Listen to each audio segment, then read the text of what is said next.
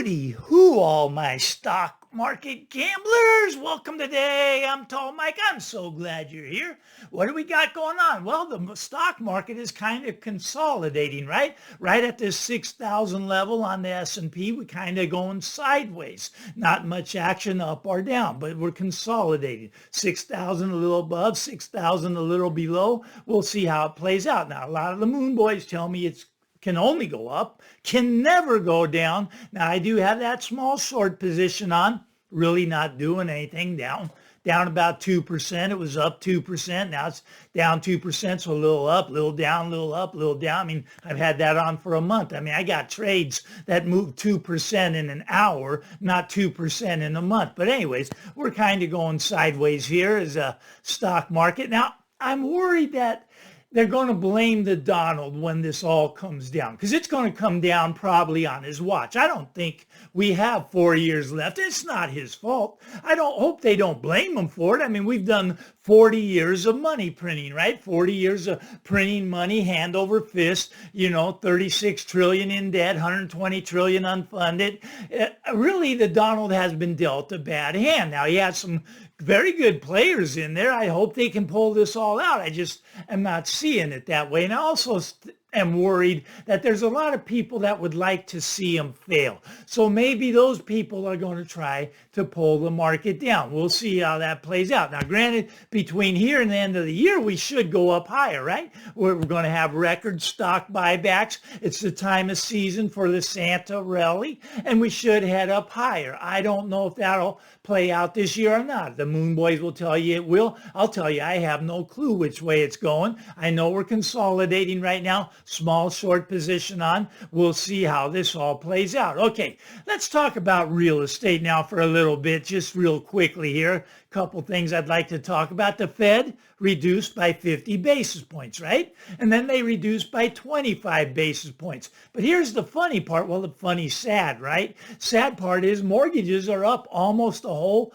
percent since they started cutting. Very fascinating. Short end of the curve going down, long end going up. So I was like a teeter-totter, right? Because when the short end goes down, the long end smells the inflation coming back. So it's starting to go up. So what does this mean? Well, let's take a $500,000 home, right? Okay. Now, $500,000 home. Now, 2 months ago, before the Fed started to cut, right? Now they started to cut, and that $500,000 mortgage, right? $500,000 mortgage, their payment has gone up about $500 a month, $500 a month. Interesting, right? $6,000 a year. Now, that's maybe not a lot to a lot of people, but when you're strapped for cash, trying to get into a home, $6,000 a year is a lot. So instead of being able to afford a $500,000 home, now they can only afford a $400,000 home. Now, why is that? It's the same buyer, right? Same down payment,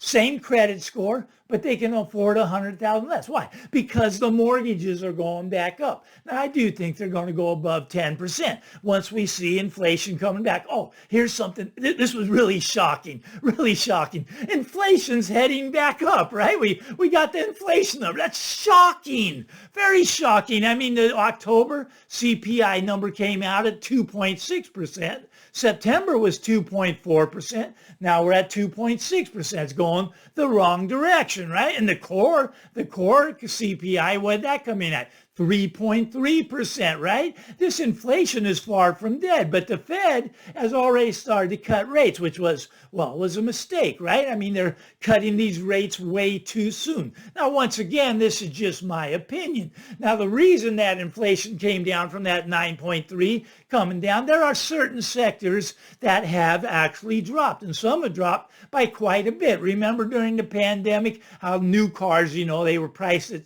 $60,000, but people go in and pay $90,000, right? Well, what'd that do to used cars? Well, used cars, they went up, right? They shot up. Used cars were selling for more than the new retail list price, right? So the used cars were selling above retail list. You could actually make money if you had your car for about 2 years. You drove it for 2 years, you'd turn it back in and get more money as they shot way up during the pandemic. Well, those have come down by 10.9%. 10.9%. So if you you're in the market for a used car, you're saving 10% from where they were, right? But that helps the inflation number. That makes it look better than it really is. You see, these inflation numbers are fantasy, right? I mean, this is the funny part. They think they can befoozle us, right? They think they can befoozle us by giving us fake numbers. You see, the CPI number, all it is math, right? It's just simple math. It's how much did the price go up that much? Or how much did the price go down that much? Now, you can run your own CPI. I run a personal CPI.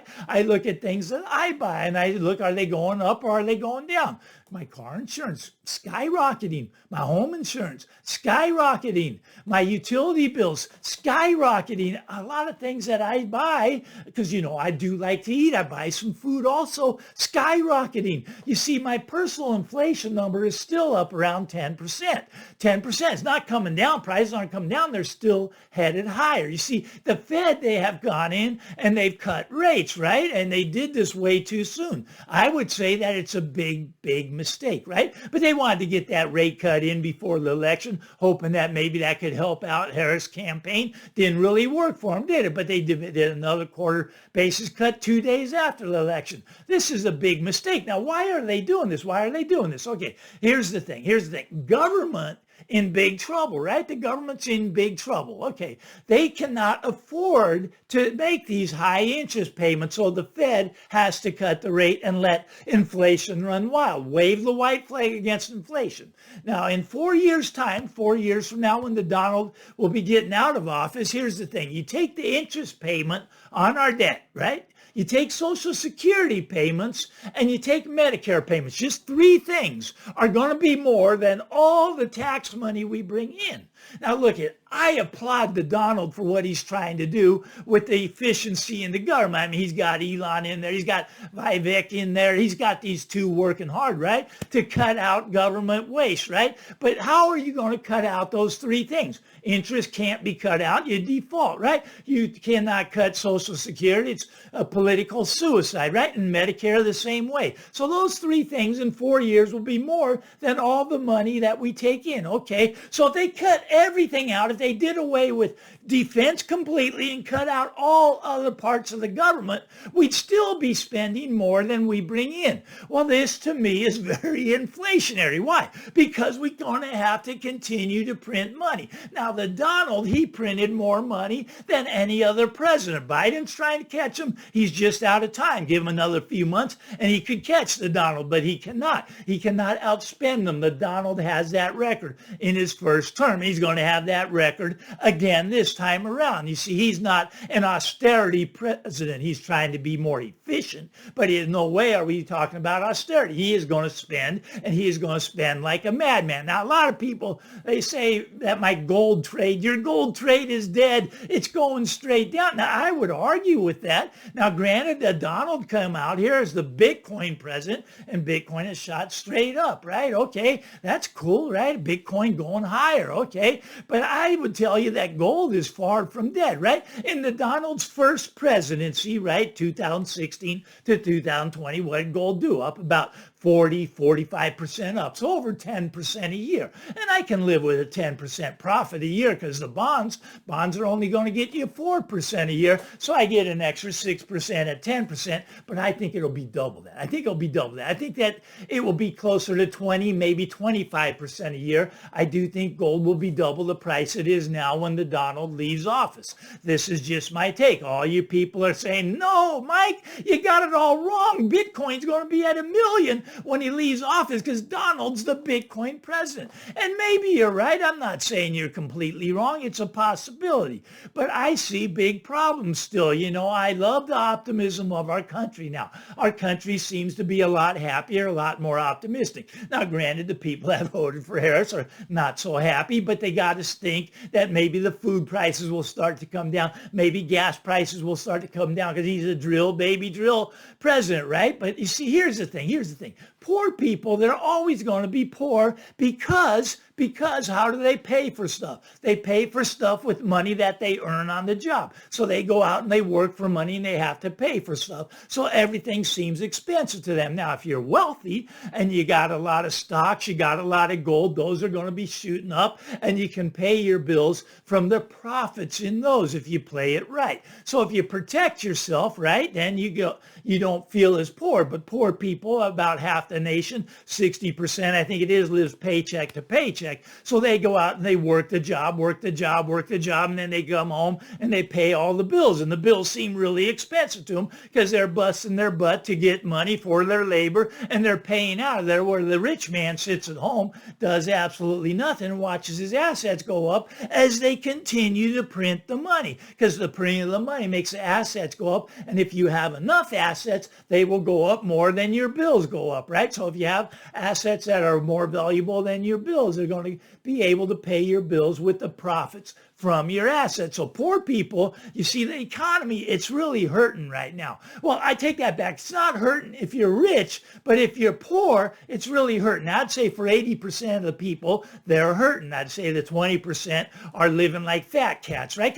And they're going to continue to print this money until it blows. And I do think it's going to blow on the Donald's watch. I don't think we have 4 years left. I don't think we have anywhere close to 4 years left. We'll see how that plays out. But when it blows, somebody's going to get blamed. I'm afraid they're going to stick it on the Donald. I'm afraid they're going to blame capitalism when we had 40 years of money printing. That is really to blame for the problem that's coming. So this is going to come tumbling down, right? Okay, but the thing is that the poor people, they pay out of their income. Rich people, they pay out of their profits. So you got two kind of different economies, right? And that's why when you go out to the fancy restaurant, you see the big crowds in there still. There's still restaurants are busy, right? Restaurants are busy. There's lines to get into them, right? They're very busy. But here's the thing. Go to the food bank. Look at the line. The line goes out around the building. I know people right now in this valley that are waiting 2 hours in a food line to get a bag of groceries. Very sad, very sad. Not a good use of time, but that's what they got to do. They're food insufficient, right? And they don't have money and they don't really know how to make more money. So they go to their job, then they go wait at the food bank so their kids can eat. So you have two economies. The lines are long in both. The lines are long in the food bank line and the lines are long in the food line at the restaurants, right? So the rich people doing really well, poor people doing really bad because they're willing to wait 2 hours to get the bag of groceries. Now, it's sad, right? So we have this dual economy. But the thing is, they're going to continue with the money printing, continue to print money trying to get us out of this mess. Now, can you get out of inflation by printing more money? I would say no, you cannot. I would say that that's the fireman coming. He's the arsonist, but now he's the fireman. He has two roles. They lit the place on fire. Now they're trying to put it out by printing more money. Now this is funny to me, Jerome. Oh, Jerome Powell, he cracks me up a lot, Anyways, they asked him if he'd step down with the new president. He said, no. Well, what would you leave if he asked you to leave? Well, no. Well, you got to go a little bit farther than that. You got to get rid of the Fed completely. Then I don't really care what you do, Jerome. Take your $100 million net worth and just go away and stop killing our country, right? I mean, what Federal Reserve is responsible for us. A lot of people, they don't get that. Young people don't get that. They haven't seen what the Fed's done, right? Fed is supposed to be price stability. You go back to 1913 till now, they've lost 99% of your purchasing power. How is that price stability? They should be fired. They should be made to go away. But that is the good news. They're going to take this 1% that's left and they're going to lose 90% of it in the next 4 to 5 years, in my opinion. They're going to print money like you've never seen before. They're going to wipe out the purchasing power of the dollar. Now, everybody says the gold trade's dead. I'd say we have such a gift right here. Look at Bitcoin. Everybody's looking at Bitcoin. I'm sneaking in and I'm buying some of the gold. Now, don't get me wrong. I could go down to 2,500. That's where I thought. Some people are calling for 2,100, but 2,500 I think is pretty much where it's going to bounce off of and start the rally again. Now, maybe it'll just kind of consolidate down at this level, and that people think like gold's such a big loser. It was 27, now it's 25, lost $200 since the Donald's been in, because the Donald's he's going to make the dollar strong. He's going to make king dollar, right? So the gold trade is completely dead. Mike, you got to get out of it. That's not how I see it. You do whatever you're comfortable with. Maybe you're comfortable with having all your money in Bitcoin. Look, if I had any serious money in Bitcoin up here at 90,000, I wouldn't go to sleep at night. You know, Bitcoin trades around the hour. I'd have to stay up because it could crash at any minute. And it will again. It will lose 80% of its value. Now, maybe it goes to 100,000 first. Maybe it goes to 1,000,000 first. I don't know, but it will lose 80% of its value. It's already done that 5 or 6 times. It will do it again. Now, if you're comfortable with that, that's where you should be. I am not comfortable with that. That's why my serious money is in the gold market. My gambling money is in the Bitcoin market, okay? Now, that's how I play. That's just what I do. But gold trade is far from dead. Gold trade will resume, but this is such a gift we got right now, especially if silver could get below 30, that'd be, oh, you got to get out there and get some. Anyways, I'm Tall Mike. You like this stuff? Give me the thumbs up. Why not? Punch that subscribe button. Get out there, everybody. Have a great weekend. We'll talk again real soon. Bye-bye now.